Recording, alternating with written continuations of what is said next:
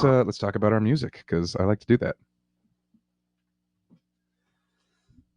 Today we are going to be listening to Funk and Wagnall's Family Library of Great Music, a treasury of the world's great composers, their lives, music, and times. This is album number 1, Beethoven, the Pastoral, Sixth Symphony. And it looks like this is a whole collection. I have another record from this collection that I'm sure we'll get to later. It looks like this probably came with a biography at one point. I don't have that, but it just says on this little blue dot here, album number 1 contains stereo recording, biography, and program notes. I only have the stereo recording, but that's all we need for now. So let's get music going, and then let's get into the book. Let's find out if they get out of that trash compactor.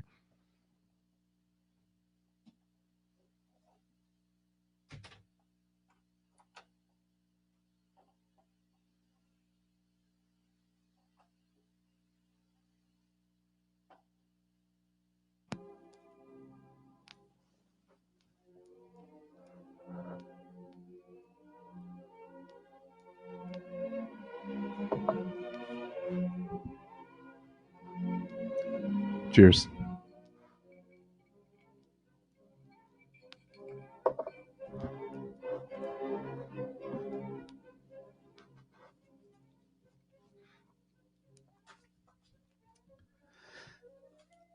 The garbage chamber grew remorselessly smaller, the smoothly fitting metal walls moving toward one another with stolid precision.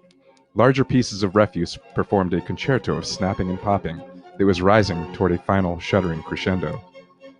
Chewbacca whined pitifully as he fought with his incredible strength and weight to hold back one of the walls, looking like a hirsute Tantalus approaching his final summit. One thing's for sure, Solo noted unhappily, we're all going to be much thinner. This could prove popular for slimming. The only trouble is its permanence. Luke paused for breath, shaking the innocent comlink angrily. What could have happened to 3PO? Try the hatch again, advised Leia. It's our only hope. Solo shielded his eyes and did so. The ineffectual blasts echoed mockingly through the narrowing chamber. The service bay was unoccupied, everyone apparently having been drawn away by the commotion elsewhere. After a cautious survey of the room, 3PO beckoned for R2 to follow. Together, they commenced a hurried search for the many service panels. R2 let out a beep, and 3PO rushed to him. He waited impatiently as the smaller unit plugged the receptor arm carefully into the open socket. A super-fast flurry of electronics spewed in undisciplined fashion from the grid of the little droid. 3PO made cautioning motions. Wait a minute. Slow down. The sounds dropped to a crawl. That's better. They're where? They what? Oh no. They'll come out of there as liquid. Less than a meter of life was left to the trapped occupants of the garbage room. Leia and Solo had been forced to turn sideways, had ended up facing each other. For the first time, the haughtiness was gone from the princess's face. Reaching out, she took Solo's hand, clutching it convulsively as she felt the first touch of the closing walls. Luke had fallen and was lying on his side, fighting to keep his head above the rising ooze. He nearly choked on a mouthful of compressed sludge when his comlink began buzzing for attention. 3PO! Are you there, sir? The droid replied. We've had some minor problems. You would not believe. Shut up, 3PO! Luke screamed into the unit.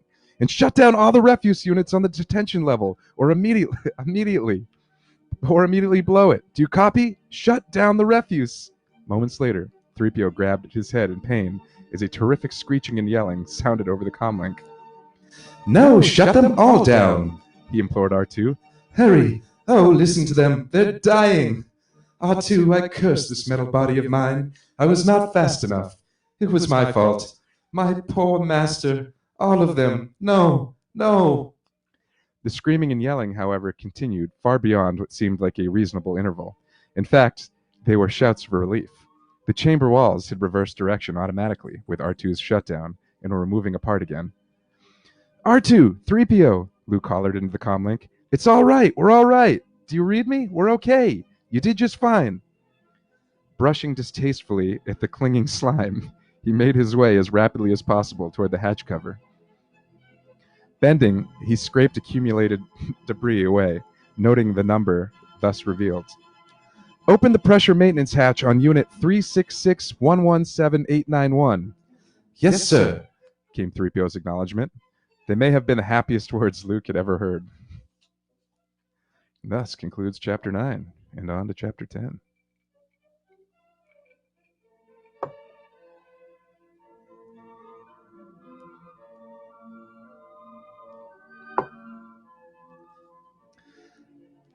Lined with power cables and circuitry conduits that rose from the depths and vanished into the heavens, the service trench appeared to be hundreds of kilometers deep.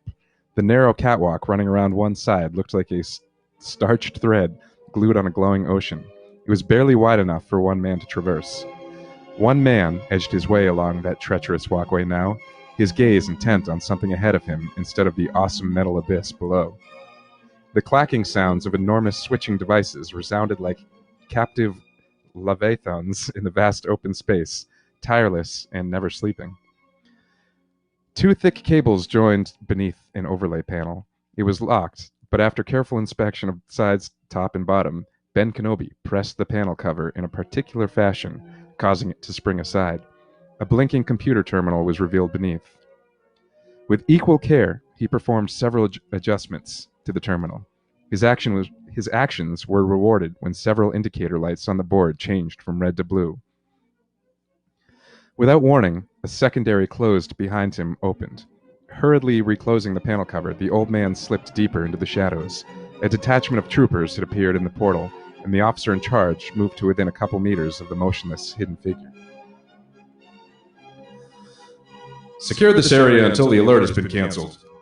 As they began to disperse, Kenobi became one with the dark. Chewbacca grunted and wheezed and barely succeeded in forcing his thick torso through the hatchway opening, with Luke and Solo's help. That accomplished, Luke turned to take stock of their surroundings. The hallway they had emerged into showed dust on the floor. It gave the impression of not having been used since the station had been built.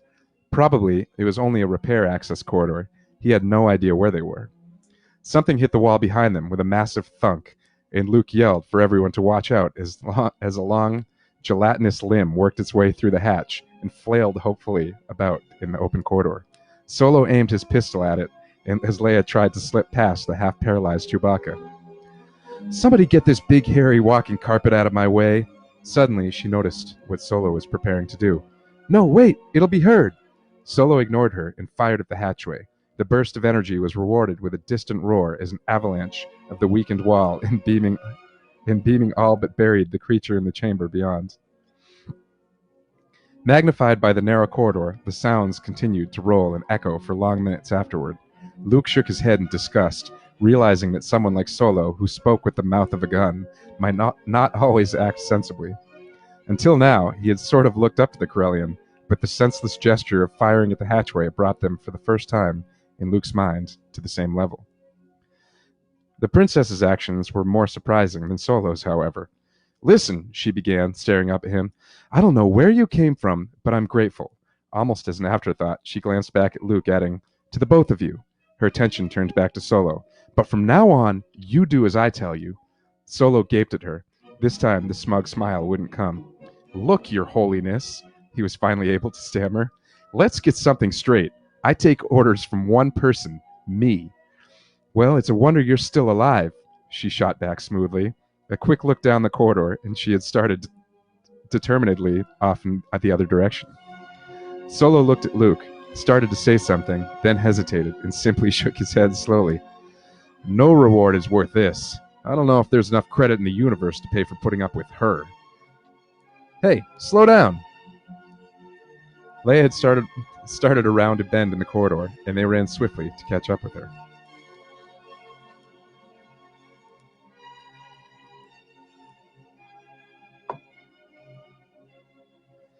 The half-dozen troops milling around the entrance to the power trench were more interested in discussing the peculiar disturbance in the detention block than in paying attention to their present boring duty.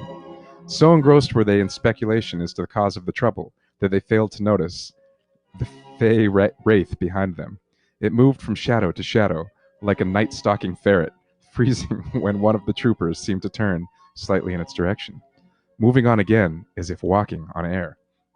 Several minutes later, one of the troopers frowned inside his armor, turning to where he thought he had sensed a movement near the opening to the main passageway. There was nothing but an unidentifiable something which the ghost-like Kenobi had left behind. Acutely uncomfortable, yet understandably unwilling to confess to hallucinations, the trooper turned back to the more prosaic conversation of his fellows.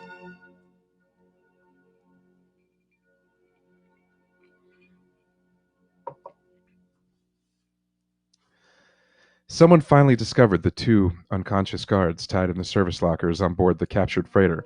Both men remained comatose despite all efforts to revive them. Under the direction of several bickering officers, troopers carried their two armorless comrades down the ramp and toward the nearest hospital bay. On the way, they passed two forms hidden by a small open service panel.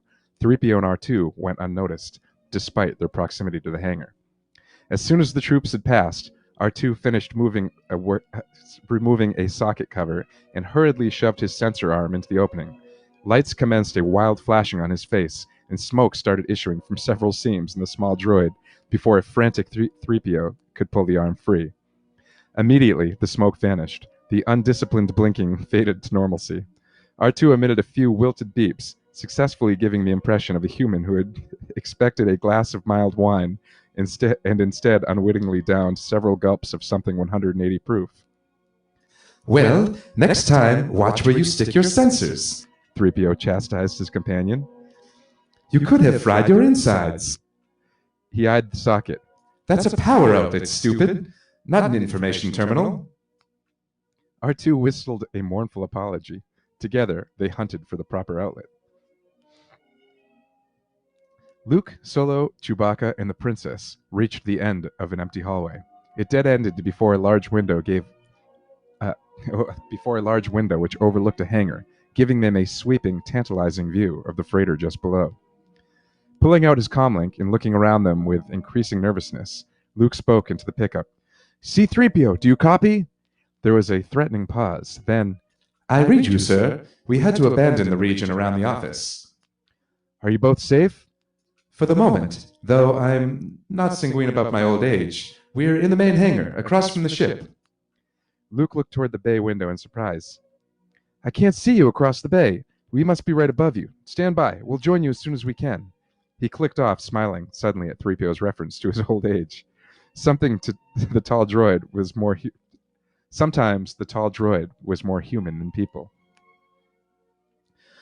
Wonder if the old man was able to knock out that reactor, Solo was muttering as he surveyed the scene below. A dozen or so troopers were moving in and out of the freighter. Getting back to the ship's going to be like flying through the 5 rings of Formax. Leia Organa turned long enough to glance in surprise from the ship to Solo. You came here in that wreck? You're braver than I thought. At once praised and insulted, Solo wasn't sure how to react. He settled for giving her a dirty look as they started back down the hallway, Chewbacca bringing up the rear. Rounding a corner, the 3 humans came to an abrupt halt. So did the 20 Imperial troopers marching toward them. Reacting naturally, which is to say, without thinking, Solo drew his pistol and charged the platoon, yelling and howling in several languages at the top of his lungs. Startled by the totally unexpected assault and wrongly assuming their attacker knew what he was doing, the troopers started to back away. Several wild shots from the Corellian's pistol initiated complete panic. Ranks and composure shattered. The troopers broke and fled down the passageway. Drunk with his own prowess, Solo continued the chase, turning to shout back at Luke. Get to the ship! I'll take care of these! Are you out of your mind? Luke yelled at him. Where do you think you're going? But Solo had already rounded a far bend in the corridor and didn't hear. Not that it would have made any difference. Upset at his partner's disappearance, Chewbacca let out a thunderous, if unsettled, howl and rushed down the hallway after him. That left Luke and Leia standing alone in the empty corridor. Maybe I was too hard on your friend, she confessed reluctantly. He certainly is courageous. He certainly is an idiot, a furious Luke countered tightly. I don't know what good it'll do if he gets himself killed. Muted alarms suddenly sounded from the bay below and behind them. That's done it, Luke growled disgustingly. Let's go. Together, they started off in search of a way down to the hangar deck. Solo continued his route of all opposition, running at top speed down the long hallway, yelling and brandishing his pistol. Occasionally, he got off a shot whose effect was more valuable psychologically than tactically. Half the troops had already scattered down various sub-passages and corridors. Then, the 10 troopers he continued to harry still raced headlong away from him, returning his fire only indifferently. Then they came up against a dead end, which forced them to turn and confront their opponents. Seeing that the 10 had halted, Solo likewise slowed. Gradually, he came to a complete stop. Corellian and Imperials regarded one another silently. Several of the troopers were staring not at Han, but past him. It suddenly occurred to Solo that he was very much alone, and the same thought was beginning to seep into the minds of the guards he was confronting.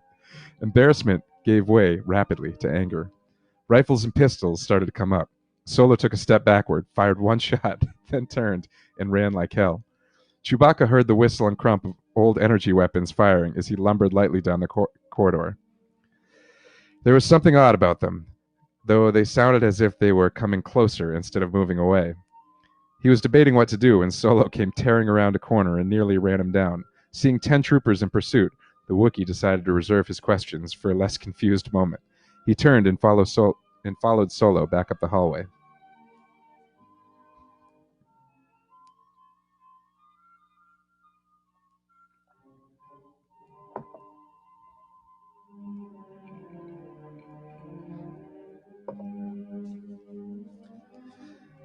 Luke grabbed the princess and pulled her back into a recess. She was about to retort angrily at his brusqueness when the sound of marching feet caused her to shrink back into the darkness with him. A squad of soldiers hurried past, responding to the alarms that continued to ring steadily. Luke looked out at the retreating backs and tried to catch his breath. Our only hope of reaching the ship is from the other side of the hangar. They already know someone's here. He started back down the corridor, motioning for her to follow. 2 guards appeared at the far end of the passageway, paused, and pointed directly at them. Turning, Luke and Leia began running back the way they had come. A larger squad of troopers rounded the far bend and came racing toward them. Blocked ahead and behind, they hunted frantically for another way out. Then Leia spotted the cramped sub-hallway and gestured toward it. Luke fired at the nearest of their pursuers and joined her in running down the narrow passage. It looked like a minor service corridor. Behind them, pursuit sounded deafeningly loud in the confining space. But at least it minimized the amount of fire the troops could concentrate on them. A thick hatchway appeared ahead. The lightning beyond turned dimmer, raising Luke's hopes.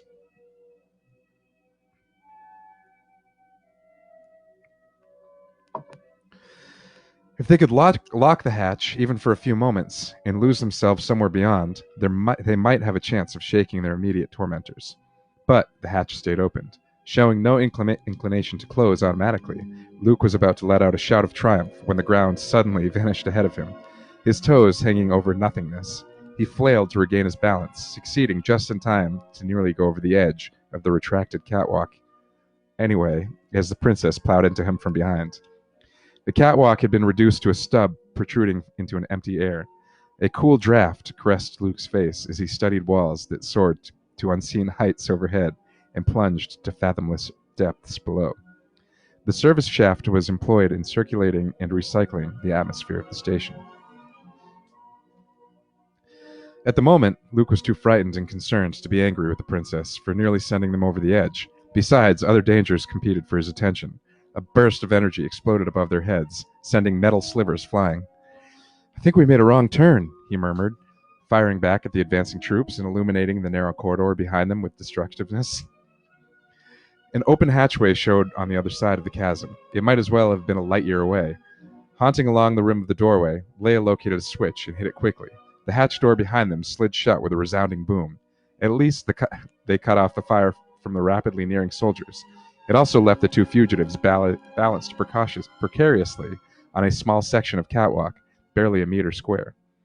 If the remaining section were to unexpectedly withdraw into the wall, they would see more of the battle station's interior than they would have wished. Gesturing for the princess to move aside as much as possible, Luke shielded his eyes and aimed the pistol at the hatch controls. A brief burst of energy melted them flush with the wall, ensuring that no one could open it easily from the other side. Then he turned his attention to the vast cavity blocking their path to the opposite portal. It beckoned invitingly, a small yellow rectangle of freedom.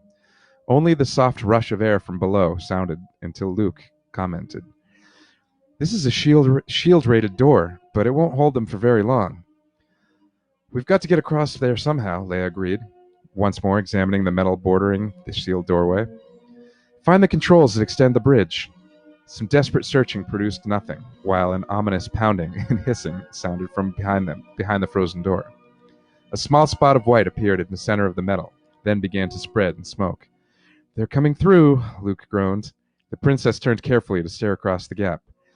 "This must be a single-unit bridge, with controls only on the other side." Reaching up to the point at the panel holding the unreachable controls, Luke's hand caught on something at his waist. A frustrated glance down revealed the cause, and engendered a bit of practical insanity. The cable coiled tightly in small loops was thin and fragile seeming, but it was general military issue. It was general military issue line and would have supported Chewbacca's weight easily. It certainly ought to hold Leia and himself. Pulling the cable free of the waist catch, he gauged its length, matching it against the width of the abyss. This should span the distance with plenty to spare. "Well, what now?" the princess inquired curiously. Luke didn't reply. Instead, he removed a small but heavy power unit from the utility belt of his armor and tied one end of the cable around it, making sure the wrapping was secure. He stepped as close to the edge of their uncertain perch as he dared. Whirling the weighted end of the cord in increasing circles, he let it arc across the gorge. It struck an outcropping of cylindrical conduits on the other side and fell downward. With forced patience, he pulled the loose line back in and then recoiled it for another try. Once again, the weighted end orbited in an even greater circles, and again he flung it across the gap. He could feel the rising heat behind him as he let it go, heat from the melting metal doorway. This time, the heavy end looped around an outcropping of pipes above, wrapped itself several times around, and slipped battery ends down into a crack between them. Leaning backward, he tugged and pulled on the cable, pulling on it at the same time as he tried to rest all of his weight on it. The cable showed no sign of parting. Wrapping the other end of the line several times around his waist and right arm, he reached out and pulled the princess close to him with the other. The hatch door behind them was now a molten white and liquid metal, was running steadily from its borders. Something warm and pleasant touched Luke's lips, alerting every nerve in his body. He looked down in shock at the princess, his mouth still tingling from the kiss. "Just for luck," she murmured with a slight, almost embarrassed smile as he put her arms around him. "We're going to need it." Gripping the thin cable as tightly as possible with his left hand, Luke put his right over it, took a deep breath, and jumped out into the air. If he had miscalculated the degree of the arc in their swing, they would miss the open hatch and slam into the metal wall to either side of it below. If that happened, he doubted he could maintain his grip on the rope. The heart-halting transit was accomplished in less time than that thought. In a moment, Luke was on the other side, scrambling on his knees to make sure they didn't fall back into the pit. Leia released her hold on him with admirable timing. She rolled forward and into the open hatchway, climbing gracefully to her feet as Luke fought to untangle himself from the cable. A distant whine became a loud hiss, then a groan as the hatch door on the other side gave way. It collapsed inward and tumbled into the depths. If it touched the bottom, Luke didn't hear it. A few bolts struck the wall nearby. Luke turned his own weapon on the unsuccessful troopers and returned his fire even as Leia was pulling him into the passageway from behind. Once clear of the door, he hit the activating switch. It shut tightly behind them. They would have several minutes at least without having to worry about being shot in the back. On the other hand, Luke didn't have the slightest idea where they were, and he found himself wondering what happened to Han and Chewbacca. I'm going to take a brief moment to flip our record over.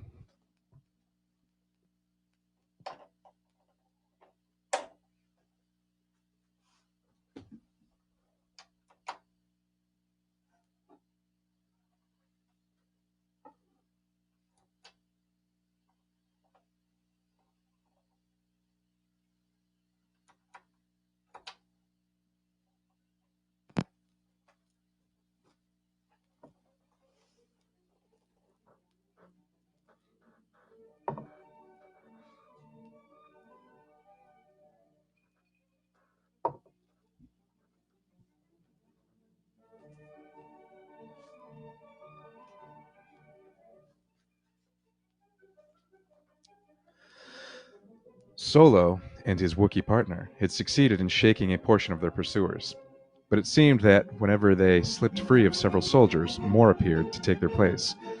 No question about it, the word was out on them. Ahead, a series of shield doors was beginning to close. "Hurry, Chewie," Solo urged. Chewbacca grunted once, breathing like an oversized engine. Despite his immense strength, the Wookiee was not built for long-distance sprinting. Only his enormous stride had enabled him to keep pace with the lithe Corellian.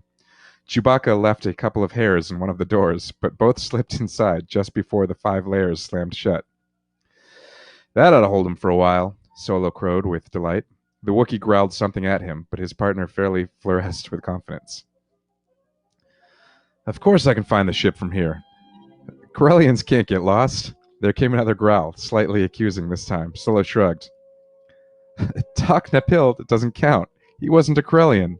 Besides, I was drunk." Ben Kenobi ducked into the shadows of a narrow passageway, seeming to become part of the metal itself as a large cluster of troopers hurried past him. Pausing to make certain they had all passed, he checked the corridor ahead before starting down it, but he failed to see the dark silhouette which eclipsed the light far behind him. Kenobi had avoided one patrol after another, slowly working his way back toward the docking bay, holding the freighter. Just another 2 turns and he should be at the hangar. What he would do then would be determined by low, inconspicuous, and his charge would depend on by how low and conspicuous his charges had been. That was young Luke, the adventurous Corellian, and his partner, and the 2 robots, had been involved in something other than quiet napping. He already suspected from the amount of activity he had observed while making his way back to through the power trench. Surely all those troops hadn't been out hunting just for him. But something was troubling him. Was troubling them, judging from the references he had overheard concerning a certain important prisoner who has now escaped. That discovery had puzzled him until he considered the restless natures of both Luke and Han Solo. Undoubtedly, they were involved in some fashion. Ben sensed something directly ahead and slowed cautiously. It had a most familiar feel to it, a half-remembered mental odor he could not quite place. Then, the figure stepped out in front of him, blocking his entry to the hangar not 5 meters away. The outline and size of the figure completed the momentary puzzle. It was the maturity of the mind he had sensed that had temporarily confused him. His hand moved naturally to the hilt of his deactivated lightsaber. "I have been waiting a long time, Obi-Wan Kenobi," Darth Vader intoned solemnly. "We meet again at last. The circle has been completed." Kenobi sensed some satisfaction beneath the hideous mask. "The presence I sensed earlier could only have been you." Kenobi regarded the great form blocking his retreat and nodded slowly. He gave the impression of being more curious than impressed. "You still have much to learn." "You were once my teacher," Vader admitted. "and I learned much from you, but the time of learning has long passed, and I am the master now." The logic had constituted the missing link in his brilliant pupil remained as absent as before. There would be no reasoning here, Kenobi knew.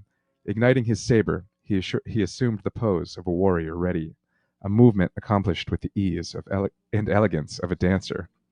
Rather roughly, Vader initiated the movement. Several minutes followed without motion as the 2 men remained staring at each other, as if waiting for some proper, as yet unspoken signal. Kenobi blinked once, shook his head, and tried to clear his eyes, which had begun to water slightly. Sweat beaded up on his forehead, and his eyeballs fluttered again. "Your powers are weak," Vader noted emotionlessly. "Old man, you should never have come back. It will make your end less peaceful than you might have wished." "You sense only part of the Force, Darth," Kenobi murmured with the assurance of one to whom death is merely another sensation, like sleeping or making love or touching a candle. "As always, you perceive its reality as little as a utensil perceives the taste of food." Executing a move of incredible swiftness for one so old, Kenobi lunged at the massive shape. Vader blocked the stab with equal speed, riposting with a corner slash that Kenobi barely parried. Another parry, and Kenobi countered again, using this opportunity to move around the towering Dark Lord. They continued to trade blows, with the old man now backing toward the hangar. Once his saber and Vader's locked, the interaction of the two energy fields producing a violent sparking and flashing. A low buzzing sound rose from the straining power units as each saber sought to override the other.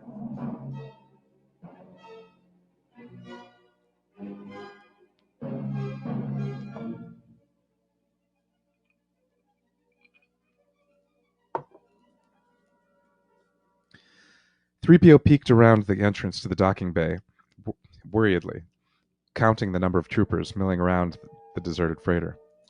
Where could they be? Oh. He ducked back out of sight just as one of the guards glanced in his direction. A second, more cautious appraisal was more rewarding. It revealed Han Solo and Chewbacca hugging the wall of another tunnel on the far side of the bay. Solo was nonplussed at the number of guards. He muttered, "Didn't we just leave this party?" Chewbacca grunted, and both turned, only to relax and lower their weapons at the sight of Luke and the princess. "What kept you?" Solo quipped mirthlessly.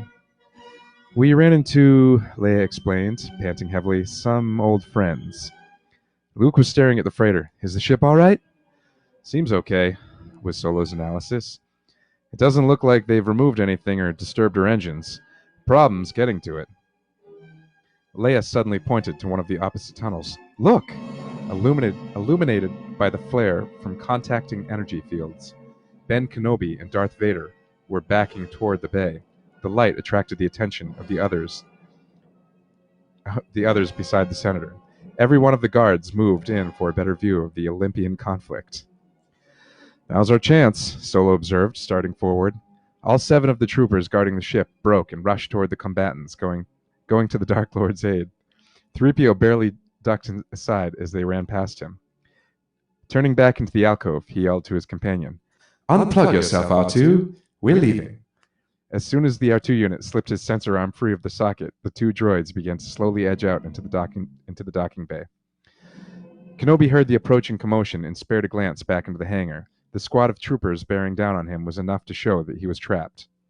Vader took immediate advantage of the momentary distraction to bring his saber over and down. Kenobi somehow managed to deflect the sweeping blow at once, parrying and turning a complete circle. "You still have your skill, but your power fades. Prepare to meet the Force, Obi-Wan." Kenobi gauged the shrinking distance between the oncoming troops and himself, then turned a pitying gaze on Vader. "This is a fight you cannot win, Darth. Your power has matured since I taught you, but I too have grown much since our parting. If your blade finds its mark, I will cease to exist. But if you cut me down, I will only become more powerful. Heed my words." "Your philosophies no longer confuse me, old man," Vader growled contemptuously. "I am the master now." Once again, he lunged forward, feinting and then slashing in a deadly downward arc with his saber. It struck home, cutting the old man cleanly in half. There was a brief flash as Kenobi's cloak fluttered to the deck in 2 neat sections. But Kenobi was not in it. Wary of some tricks, Vader poked at the empty cloak sections with the saber. There was no sign of the old man. He had vanished as though he had never existed. The guards slowed their approach and joined Vader in examining the place where Kenobi had stood seconds before. Several of them muttered, and even the awesome presence of the Sith Lord couldn't keep a few of them from feeling a little afraid.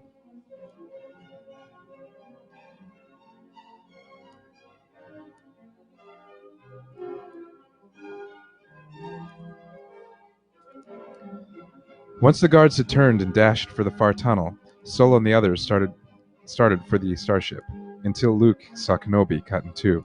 Instantly, he shifted direction and was moving toward the guards. "Ben!" he screamed, firing wildly toward the troops. Solo cursed. He turned to fire in support of Luke. One of the energy bolts struck the safety release on the tunnel blast door. The emergency hold broken, the heavy door fairly exploded downward. Both the guards and Vader leaped clear the guards into the docking bay, and Vader backward to the opposite side of the door. Solo had turned and started for the entrance to the ship, but he paused as he saw Luke running toward the guards. "It's too late!" Leia yelled at him. "It's over!" "No!" Luke half shouted, half sobbed. A familiar, yet different voice rang in his ears. Ben's voice. "Luke, listen," was all it said. Bewildered, Luke turned to hunt for the source of the admonition. He only saw Leia beckoning to him as she followed R2 and 3PO up the ramp. "Come on, there's no time!" Hesitating, his mind still on that imagined voice. Or was it imagined? A confused Luke took aim and felled several soldiers before he too whirled and retreated into the freighter. And thus concludes Chapter 10.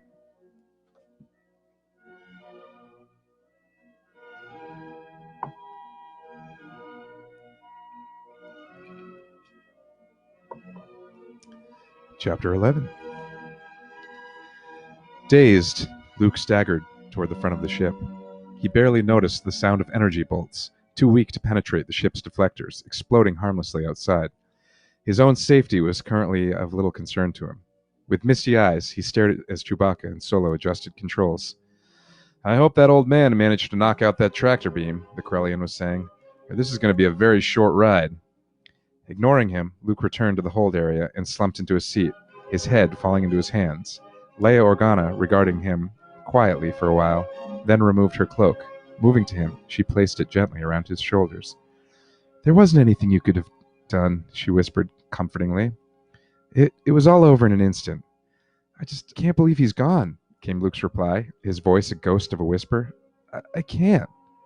Solo shifted a lever, staring nervously ahead, but the massive bay door was constructed to respond to the approach of any vessel. The safety feature now served to facilitate their escape as the freighter slipped quickly past the still opening door and out into free space. "Nothing," Solo sighed, studying several readouts with profound satisfaction. "Not so much of an edge of a come hither. He did it all right." Chewbacca rambled something, and the pilot's attention shifted to another series of gauges. "Right, Chewie, I forgot for a moment that there are other ways of persuading us to return." His teeth flashed a grin of determination. "But the only way they're going to get us back in that traveling tomb is in pieces. Take over." Whirling, he ran out of the cockpit. "Come with me, kid," he shouted at Luke as he entered the hold. "We're not out of this yet." Luke didn't respond, didn't move, and Leia turned an angry face to Solo. "Leave him alone. Can't you see that what the old man meant to him?" An explosion jarred the ship, nearly tumbling Solo to the deck. "So what? That old man gave himself up so we'd have a chance to get away. You want to waste that, Luke? You want Kenobi to have wasted himself?" Luke's head came up, and he stared with vacant eyes at the Corellian. No, not quite vacant. There was something too old and unpleasant shining blindly in the back of them. Without a word, he threw off the cloak and joined Solo. Giving him a reassuring smile, Solo gestured down a narrow accessway. Luke looked in the indicated direction, smiled grimly, and rushed down it, as Solo started down the opposing passageway. Luke found himself in a large rotating bubble protruding from the side of the ship, a long, wicked-looking tube whose purpose was instantly apparent, projected from the apex of the transparent hemisphere. Luke settled himself into the seat and commenced a rapid study of the controls. Activator here, firing grip here. He had fired such weapons 1,000 times before, in his dreams. Forward, Chewbacca and Leia were searching the speckled pit outside for the attacking fighters represented by fire packs on several screens. Chewbacca suddenly growled throatily and pulled back on several controls as Leia let out a yelp. "Here they come!" The starfield wheeled around Luke as an Imperial TIE fighter raced down toward him and then swung overhead to vanish into the distance. Within the tiny cockpit, its pilot frowned as the supposedly battered freighter darted out of range. Adjusting his own controls, he swung up and over in a high arc intended to take him on a fresh intercept course with the escaping ship. Solo fired at another fighter, and its pilot nearly slammed his engine through its mountings as he fought to avoid the powerful energy bolts. As he did so, his hurried maneuver brought him under and around to the other side of the freighter, even as he was lowering the glare reflecting over his even as he was lowering the glare reflector over his eyes. Luke opened up on the racing fighter. Chewbacca was alternating his attention between the instruments and the tracking screens, while Leia strained to separate distant stars from nearby assassins.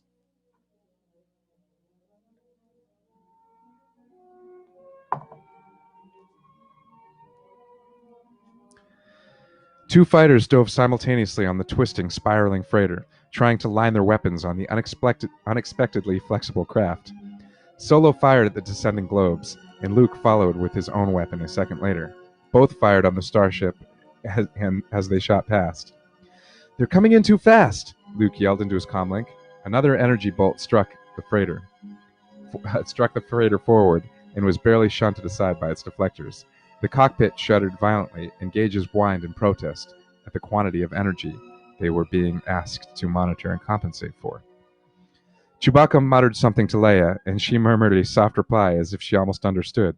Another fighter unloosed a barrage on the freighter, only this time the bolt pierced an overloaded screen and actually struck the side of the ship.